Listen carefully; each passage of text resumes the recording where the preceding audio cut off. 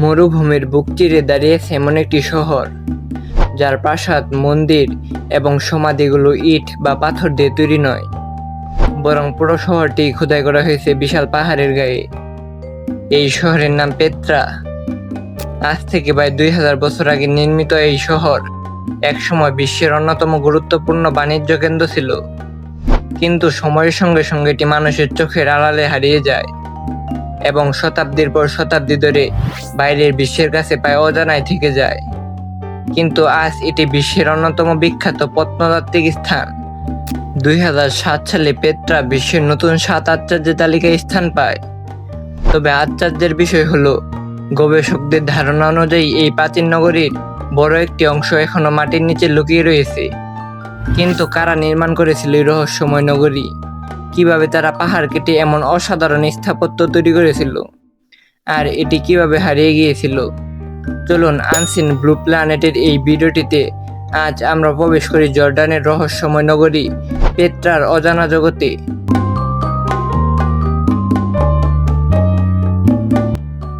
জর্ডানের দক্ষিণ অঞ্চলে পাহাড় ও মরুভূমি ঘেরা এক প্রাচীন উপত্যকায় অবস্থিত প্রাচীন নগরী পেত্রা। এটি লোহিত সাগর ও মৃত সাগরের মাঝামাঝি অঞ্চলে অবস্থিত, যা একসময় আরব, মিশর ও সিরিয়ার মধ্যে বাণিজ্যের অন্যতম গুরুত্বপূর্ণ কেন্দ্র ছিল। জর্ডানের রাজধানী আম্মান থেকে এটি প্রায় 240 কিলোমিটার দূরে অবস্থিত। এই শহর চারিদিক থেকে লালচে বেলে পাথর দিয়ে ঘেরা। এ কারণেই পেত্রাকে অনেক সময় গোলাপি শহর বলা হয়। সবচেয়ে মজার বিষয় হলো, পেত্রায় প্রবেশ করতে হয় সিক নামের পরিচিত একটি সরু গিরিপথ দিয়ে। আর এই পথের শেষেই হঠাৎ করে চোখের সামনে ভেসে ওঠে পেত্রার সবথেকে বিখ্যাত স্থাপনা আল খাজনে। কিন্তু মরুভূমির মাঝখানে পাহাড় কেটে এমন একটি অসাধারণ শহর কারা নির্মাণ করেছিল? চলুন এবার সেটাই জেনে নেওয়া যাক। পেত্রা নির্মাণ করেছিল নাবাতিয়ান নামের এক পরিচিত আরব জাতি। ধারণা করা হয় খ্রিস্টপূর্ব 4th শতাব্দীর দিকে তারা এই নগরী গড়ে তুলতে শুরু করে। কিন্তু সবথেকে অবাক করার বিষয় হলো, তারা ইট, পাথর বা কাঠ দিয়ে ভবন নির্মাণ করেনি, বরং বিশাল পাহাড় কেটে সরাসরি প্রাসাদ, সমাধি, মন্দির এবং বিভিন্ন স্থাপনা তৈরি করেছিল। শুধু স্থাপত্যই নয়, নাবাতিয়ানরা প্রকৌশলেও ছিল অসাধারণ দক্ষ। মরুভূমির মধ্যে বসবাস করলেও তারা বাঁধ, জলাধার, খাল এবং পাইপের মাধ্যমে পানি সংরক্ষণের একটি উন্নত ব্যবস্থা গড়ে তুলেছিল। এই ব্যবস্থার কারণে শুষ্ক অঞ্চলেও হাজার হাজার মানুষ বসবাস করতে পারত।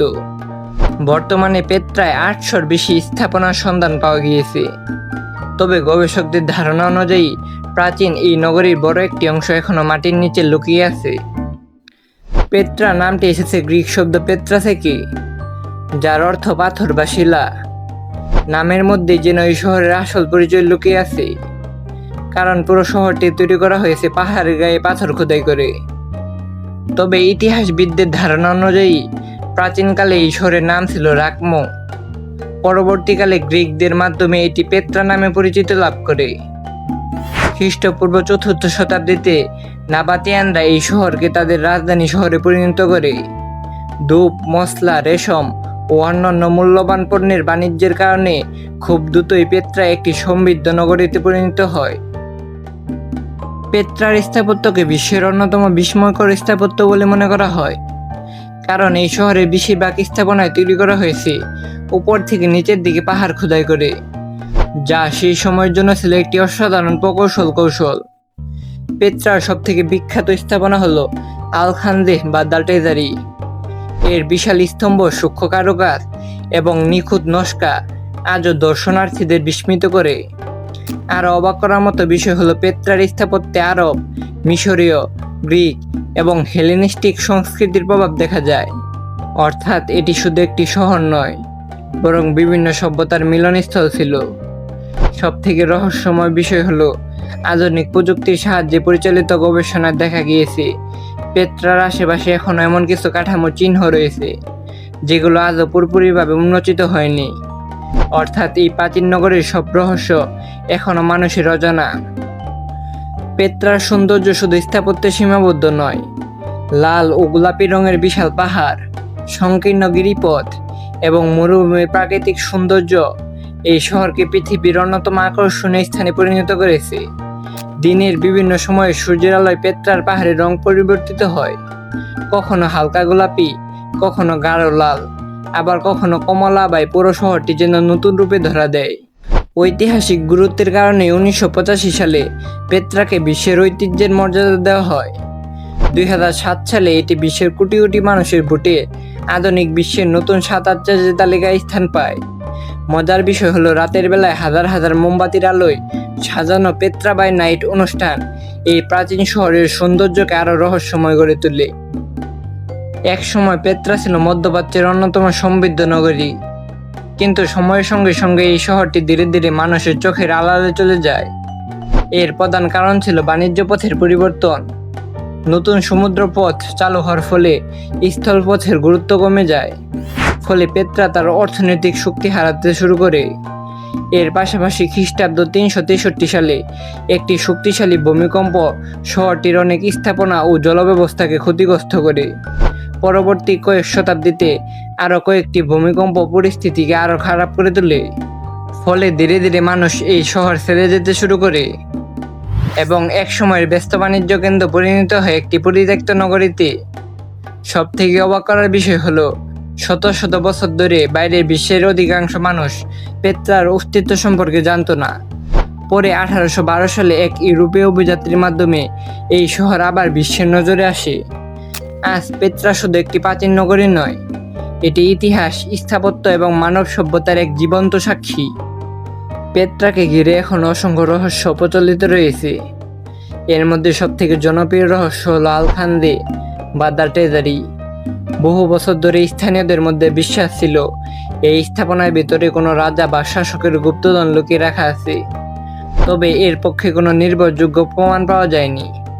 আরও একটি রহস্য হলো, পেত্রার অনেক স্থাপনার প্রকৃত ব্যবহার সম্পর্কে গবেষকদের মধ্যে এখনও মতভেদ রয়েছে। কিছু স্থাপনা সমাধি নাকি ধর্মীয় উপাসনালয় হিসাবে ব্যবহার করা হতো তা নিয়ে এখনও গবেষণা চলছে। বর্তমানে পেত্রা জর্ডানের সবথেকে জনপ্রিয় পর্যটন কেন্দ্র এবং দেশটির অর্থনীতির অন্যতম প্রধান চালিকা শক্তি। প্রতি বছর বিশ্বের বিভিন্ন দেশ থেকে লাখ লাখ পর্যটক এই প্রাচীন নগরী দেখতে জর্ডান ভ্রমণ করেন। হোটেল, রেস্তোরাঁ, পরিবহন এবং স্থানীয় ব্যবসা সহ অসংখ্য খাত সরাসরি পেত্রার পর্যটনের উপর নির্ভরশীল। ফলে এই শহর শুধু একটি ঐতিহাসিক নিদর্শন নয়, বরং জর্ডানের অর্থনীতির অন্যতম গুরুত্বপূর্ণ একটি সম্পদ। মজার বিষয় হলো, 1989 সালে মুক্তি পাওয়া Indiana Jones and the last crusade চলচ্চিত্রে পেত্রাকে দেখানোর পর এর জনপ্রিয়তা আরও বেড়ে যায়। এরপর এটি বিশ্বের অন্যতম পরিচিত পর্যটন কেন্দ্রে পরিণত হয়। মরুভূমির বুকে লুকিয়ে থাকা পেত্রা শুধু একটি প্রাচীন নগরী নয়, বরং মানব সভ্যতার সৃজনশীলতা, প্রকৌশল দক্ষতা এবং ইতিহাসের এক অসাধারণ নিদর্শন। পেত্রাকে নিয়ে আমাদের ভিডিওটি এই পর্যন্তই। ভিডিওটি কেমন লেগেছে কমেন্টে জানাবেন এবং ভালো লাগলে লাইক, শেয়ার ও সাবস্ক্রাইব করে আমাদের পাশে থাকবেন। ধন্যবাদ। আল্লাহ হাফিজ।